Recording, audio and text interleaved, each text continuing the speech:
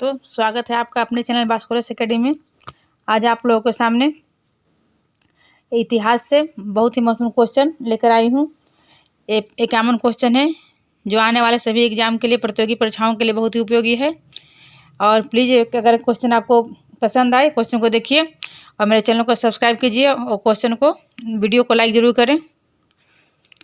ठीक है, तो चलते हैं क्वेश्चन की ओर। पहला क्वेश्चन क्या है कि शिलादित्य की उपाधि किस शासक ने धारण की थी। क्वेश्चन है शिलादित्य की उपाधि किस शासक ने धारण की थी। इसका आंसर क्या हो जाएगा? हर्षवर्धन। आप लोग क्वेश्चन में ऑप्शन ही दिया गया है ताकि ज़्यादा क्वेश्चन आप लोग को कम समय में मिल जाए। तो शिलादित्य की उपाधि किस शासक ने धारण की थी? तो हर्षवर्धन ने। अगला क्वेश्चन है क्वेश्चन नंबर 2 कि क्रांति की तलवार में धार वैचारिक पत्थर पर रगड़ने से ही आती है, यह कथन किसका है? या नहीं होगा, यहाँ यह हो जाएगा कि क्रांति की तलवार में धार वैचारिक पत्थर पर रगड़ने से ही आती है, ऐसा किसने कहा था? तो कौन कहे थे? भगत सिंह ने कहे थे। अगला क्वेश्चन देखते हैं, क्वेश्चन नंबर 3 है तीसरा कि श्वेत विद्रोह किसके कार्यकाल के दौरान हुआ था? श्वेत विद्रोह किसके कार्यकाल के दौरान हुआ था? किस गवर्नर जनरल के काल में? तो इसका आंसर क्या हो जाएगा? Lord Ripon. लॉर्ड रिपन के काल में श्वेत विद्रोह हुआ था। सारे क्वेश्चन आप लोगों के बहुत ही महत्वपूर्ण है। अगला क्वेश्चन है चौथा नंबर क्वेश्चन 4 गौतम बुद्ध द्वारा अपने धर्म में दीक्षित किया जाने वाला अंतिम व्यक्ति कौन था? मतलब गौतम बुद्ध अंतिम में, सबसे अंत में किसको बौद्ध धर्म की दीक्षा दिए थे? तो इसका आंसर क्या हो जाएगा? सुभद्र। सबसे अंतिम शिष्य कौन था गौतम बुद्ध का? सुभद्र था, जिसे वो बौद्ध धर्म की अंतिम दीक्षा दिए थे, बौद्ध धर्म की दीक्षा उसे दिए थे। अगला क्वेश्चन है क्वेश्चन नंबर 5 कि गांधी मर सकता है परंतु गांधीवाद नहीं, गांधी जी ने यह वक्तव्य किस अधिवेशन में दिया था? ये जो कथन है कि गांधी मर सकता है परंतु गांधीवाद नहीं, गांधी जी ने यह कथन कब कहा था? किस कांग्रेस अधिवेशन में कहा था? ये जो बोले थे गांधी मर सकता है परंतु गांधीवाद नहीं, गांधी जी ने कांग्रेस के अधिवेशन में कहा था। कौन से अधिवेशन में? कराची अधिवेशन जो 1931 ईस्वी में हुई थी, उसमें। छठा क्वेश्चन है मोपला विद्रोह कब हुआ था? तो मोपला विद्रोह कब हुआ था? 1921 ईस्वी में। केरल के तट पे, केरल में मोपला विद्रोह हुआ था 1921 ईस्वी में। क्वेश्चन नंबर 7 है अपनी फांसी के पूर्व पीने के लिए दिए गए दूध को अस्वीकार कर किसने कहा था कि मैं अब केवल अपनी माँ का ही दूध पीऊँगा? क्या क्वेश्चन को देखते हैं कि अपनी फांसी के पूर्व पीने के लिए दिए गए दूध को अस्वीकार कर किसने कहा था कि मैं अब केवल अपनी माँ का ही दूध पीऊँगा? तो एक कथन कौन बोले थे? राम प्रसाद बिस्मिल। जब उनको फांसी के पूर्व दूध दिया गया तो बोले थे कि नहीं, मैं उसको अस्वीकार करके बोले थे कि मैं केवल अपनी माँ का ही दूध पीऊँगा। कौन थे वे? राम प्रसाद बिस्मिल थे। दोस्तों सारे क्वेश्चन बहुत ही महत्वपूर्ण हैं। अगला क्वेश्चन है क्वेश्चन नंबर 8 कि बंगाल के विभाजन के समय बंगाल का लेफ्टिनेंट गवर्नर कौन था?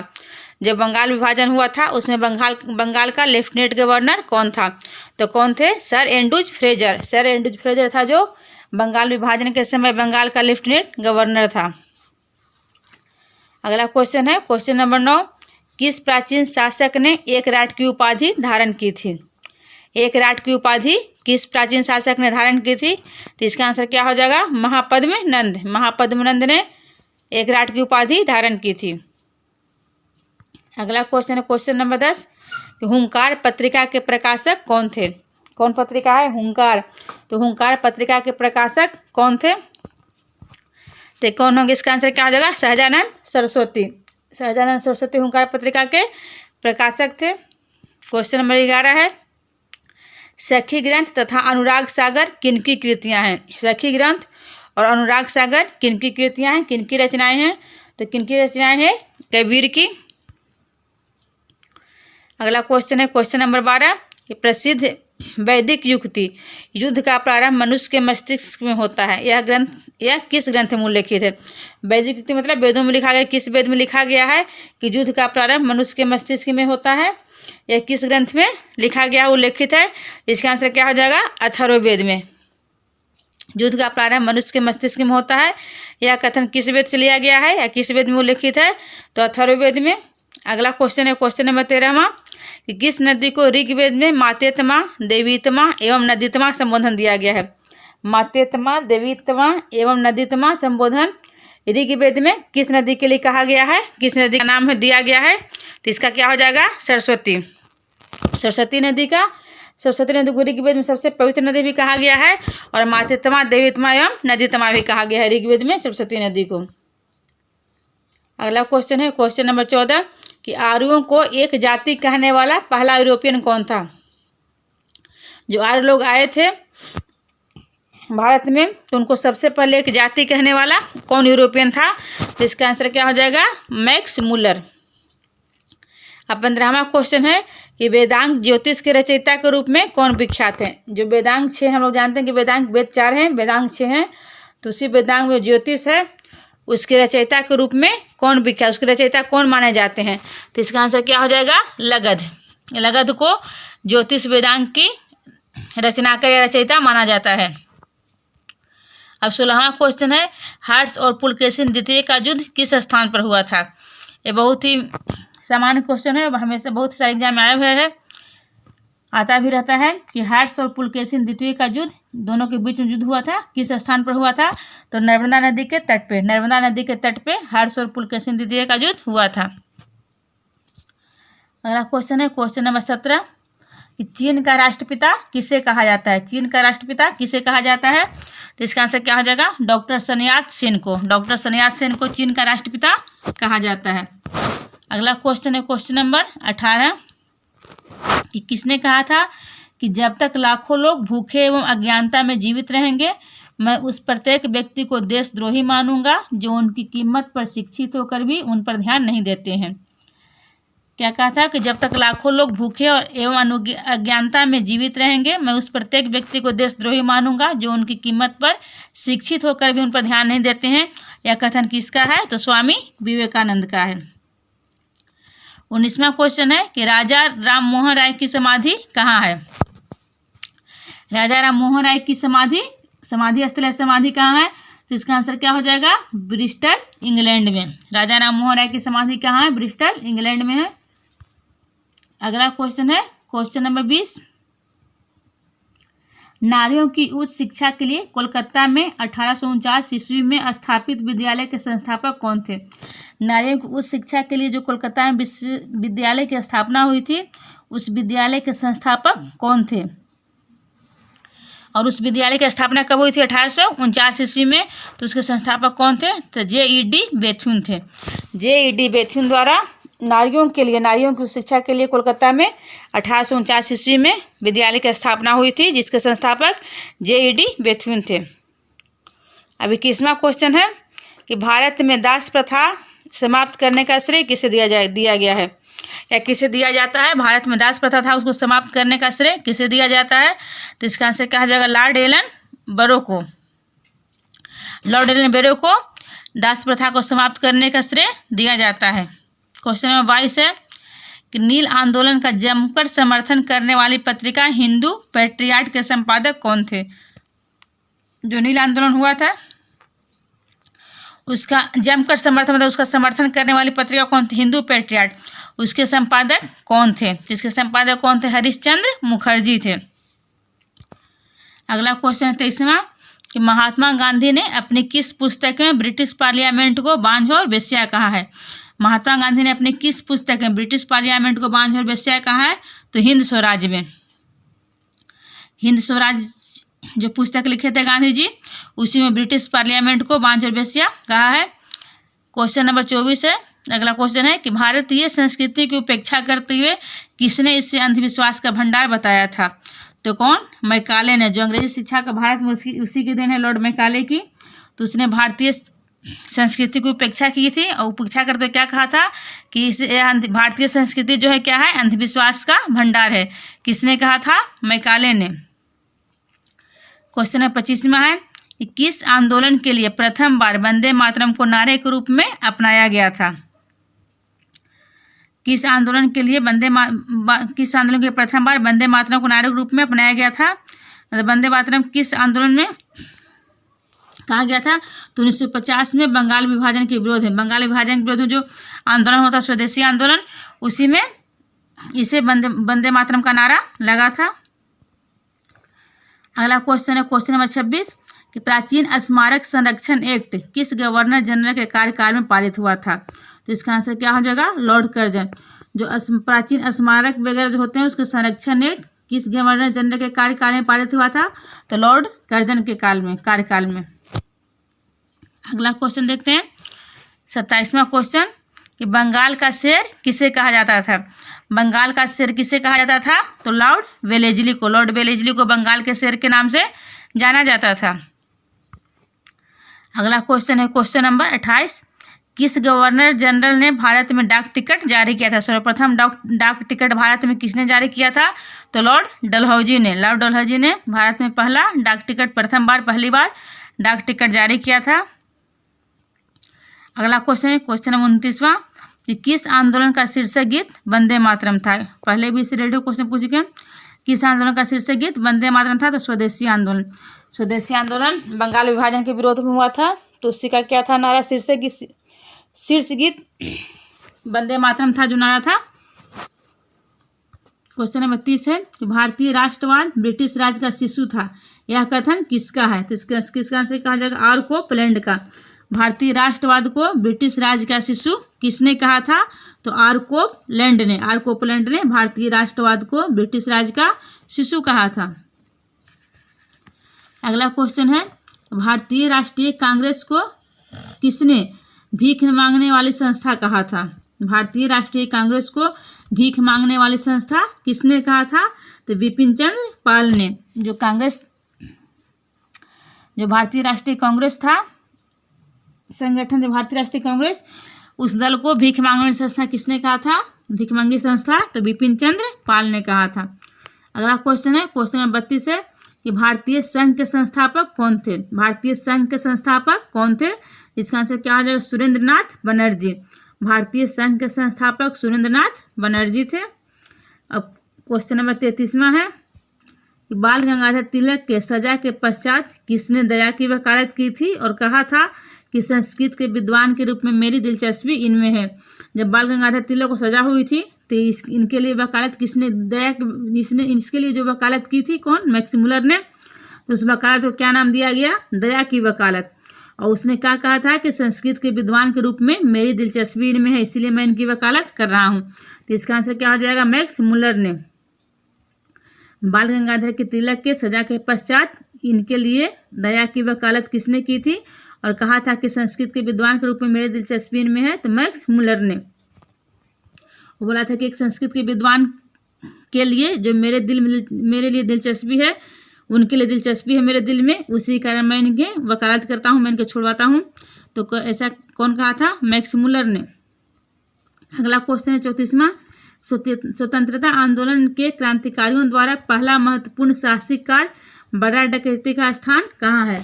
तो इसका स्थान कहाँ है, क्वेश्चन पहले एक बार देख लेते हैं। स्वतंत्रता आंदोलन के क्रांतिकारियों द्वारा पहला महत्वपूर्ण साहसिक कार्य बर्रा डकैती का स्थान कहाँ है। तो इसका स्थान कहाँ है, क्वेश्चन पर इसका आंसर क्या हो जाएगा, पूर्वी बंगाल। पूर्वी बंगाल का भी हम लोग किस नाम जानते हैं, बांग्लादेश में। तो बर्रा कहाँ था, बांग्लादेश में था। तो स्वतंत्रता आंदोलन के क्रांतिकारियों द्वारा पहला महत्वपूर्ण साहसिक कार्य कौन सा था, बर्रा डकैती। और वो बर्रा कहाँ पे है, पूर्वी बंगाल में है, यानी बांग्लादेश में है। अगला क्वेश्चन है क्वेश्चन 35वां कि भारत की राजनीतिक अशांति पर 1909 ईस्वी में किसके द्वारा कहा गया था।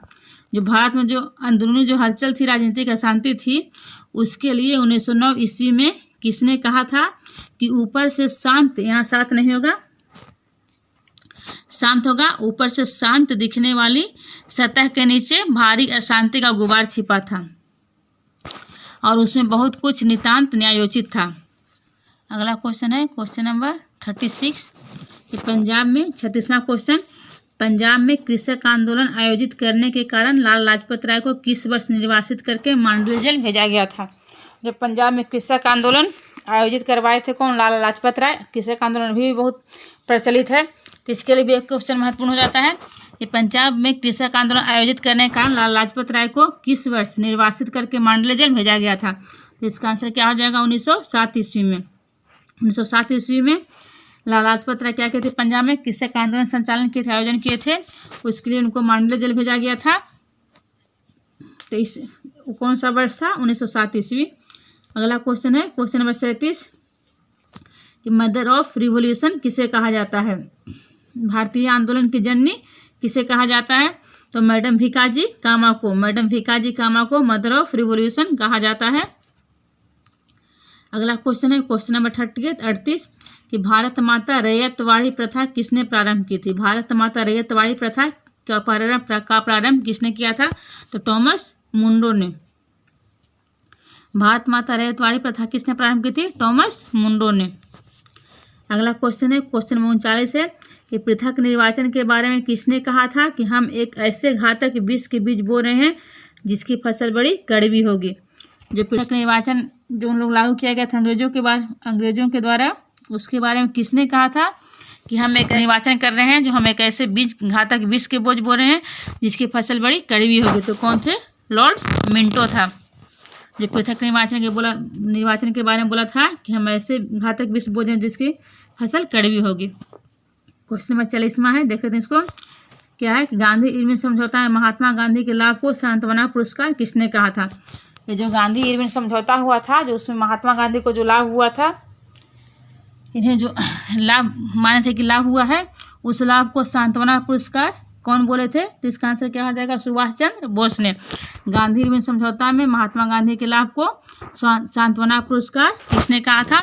अगला क्वेश्चन है 41, क्वेश्चन नंबर 41 30 मई 1919 को अपना अलंकरण भारत सरकार को लौटाने वाले व्यक्ति कौन थे?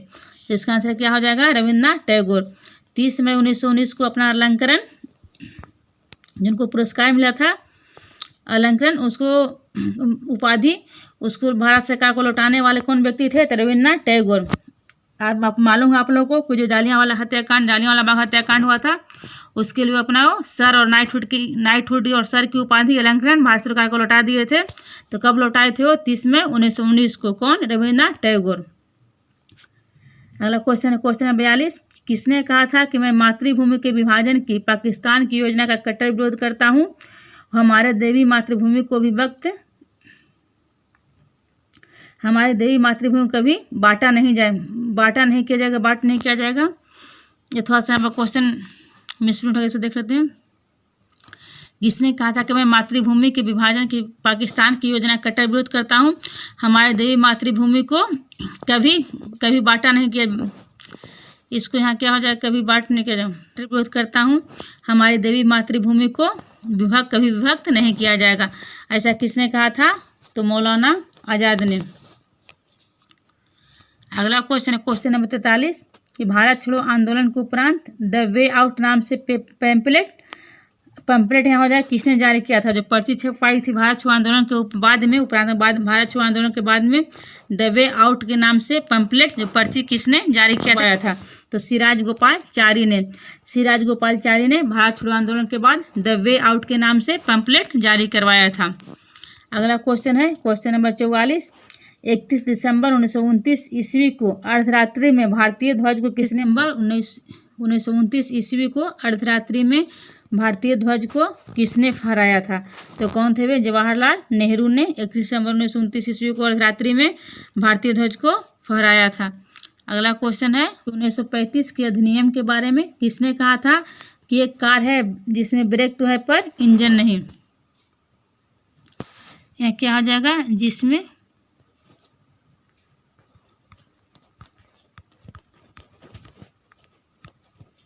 क्या है? ब्रेक तो है पर इंजन नहीं। मतलब 1935 के अधिनियम को ऐसा कार बोला था कि जिसमें ब्रेक है पर इंजन नहीं। किसने कहा था? जवाहरलाल नेहरू ने। थोड़ा सा क्वेश्चन का मतलब पंक्ति चेंज है, तो क्वेश्चन क्या है समझ लेते हैं कि 1935 के अधिनियम के बारे में किसने कहा था कि यह एक कार है जिसमें ब्रेक तो है पर इंजन नहीं? यह क्या हो जाएगा?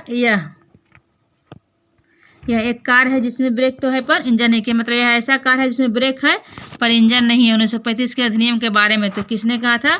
जवाहरलाल नेहरू ने कहा था। अगला क्वेश्चन देखते हैं। इलाहाबाद की संधि के बाद रॉबर्ट क्लाइव ने मुर्शिदाबाद का उपदीवान किससे बनाया था? जब इलाहाबाद की संधि हो गई उसके बाद रॉबर्ट क्लाइव ने मुर्शिदाबाद का उपदीवान किसे बनाया था? उपदीवान तो क्या होगा? मोहम्मद रजा खान को रॉबर्ट क्लाइव ने मुर्शिदाबाद का उप दीवान बनाया था इलाहाबाद की संधि के बाद। अगला क्वेश्चन है क्वेश्चन नंबर 47 नहीं है शायद, तो क्वेश्चन नंबर 48 देखते हैं कि स्वाधीनता आंदोलन के दौरान, तो इसमें 85 क्वेश्चन हो जाएगा, 51 होगा। स्वाधीनता आंदोलन के दौरान महात्मा गांधी के करीबी अंग्रेजी मित्र कौन थे? स्वाधीनता आंदोलन चल रहा था उसके दौरान महात्मा गांधी के करीबी अंग्रेजी मित्र मतलब कौन थे? तो कौन थे? Reverend Charlie Andrews. जो रेवरेंड चार्ली एंड्रूज थे, जो स्वतंत्रता आंदोलन के दौरान महात्मा गांधी के करीबी मित्र थे, अंग्रेजी मित्र थे।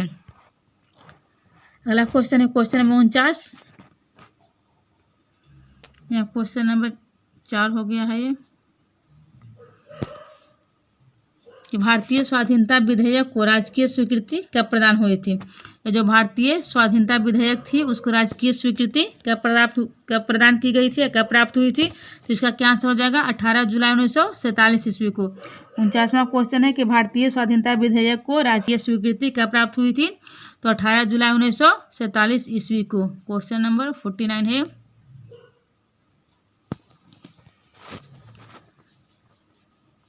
फिर 49 यहाँ हो गया। थोड़ा सा क्वेश्चन का नंबर में मिसप्रिंट है, क्वेश्चन वो क्या होगा आप लोगों को मिलेगा। फिर से 50वां क्वेश्चन हो गया है कि किस नवाब ने यूरोपियों की तुलना मधुमक्खियों से की थी और कहा कि यदि इन्हें न छिड़ा जाए तो शहद देंगी और छिड़ा गया तो काट काट कर मार डालेंगी। मतलब जो यूरोपियों की तुलना जो अंग्रेज थे उसकी तुलना क्या किया था? किस नवाब ने यूरोपियों की तुलना मधुमक्खियों से की थी? मतलब यूरोपियों को अंग्रेजों को मधुमक्खी बोला था और तुलना क्या था मधुमक्खी से, और कहा था कि यदि क्या किया जाए, इन्हें अगर नहीं छिड़ा जाए तो शहद देंगी और छिड़ा गया तो काट काट कर मार डालेंगी।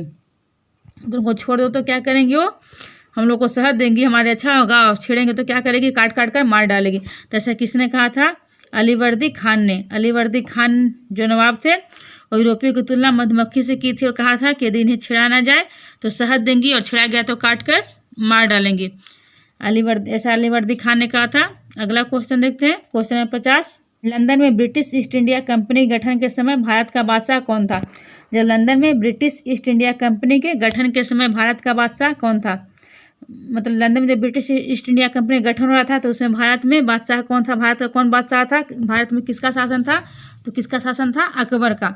अकबर के शासन के दौरान ही लंदन में ब्रिटिश ईस्ट इंडिया कंपनी का गठन हुआ था। अगला क्वेश्चन है क्वेश्चन नंबर 51। और पूरे 51 क्वेश्चन हो गए, उधर मिसप्रिंट हुआ लेकिन पूरे क्वेश्चन 51 है। क्या है? प्लासी सौदा था जिसमें बंगाल के धनी लोगों और मीर जाफर के नवाब को अंग्रेजों को बेच दिया। उपरोक्त कथन किसका है? एम पन्नीकर बोले थे कि मतलब बंगाल के धनी लोग और मीर जाफर नवाब ऐसे मिलकर क्या किया? प्लासी को अंग्रेजों को बेच दिए हैं। प्लासी एक सौदा था जिसमें बंगाल के धनी लोग और मीर जाफर के नवाब ने अंग्रेजों को बेच दिया। यह कथन किसका है? तो के एम पन्नीकर का है। तो दोस्तों अगर आपको वीडियो अच्छा लगे तो इसको लाइक कीजिएगा जरूर और मेरे चैनल को सब्सक्राइब कीजिएगा ताकि आप लोगों को मैं खोज के चुन के महत्वपूर्ण क्वेश्चन आप लोगों को सामने ला सकूं।